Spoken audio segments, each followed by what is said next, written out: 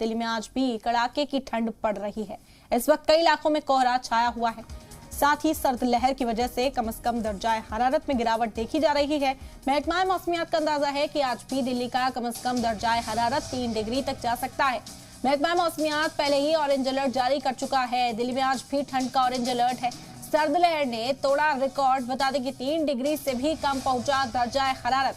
कल भी दिल्ली में जो मिनिमम टेम्परेचर दर्ज किया गया था 2.8 डिग्री दर्ज किया गया था और आज भी इम्कान यही जाहिर किए जा रहे हैं कि 3 डिग्री से भी नीचे पारा जा सकता है। इस वक्त कई हिल स्टेशन से भी ज्यादा ठंडी दिल्ली है और दिल्ली वालों को इस ठंड का सितम झेलना पड़ रहा है।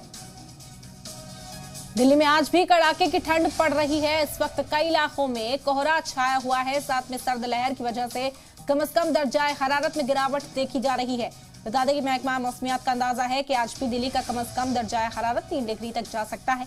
महकमा मौसमियात पहले ही ऑरेंज अलर्ट जारी कर चुका है। दिल्ली में आज भी ठंड का ऑरेंज अलर्ट जारी है। सर्द लहर ने सभी रिकॉर्ड यहां पर तोड़े हैं। 3 डिग्री भी पहुंच सकता है, 3 डिग्री से कम जा सकता है आज दिल्ली का दर्जाए हरारत।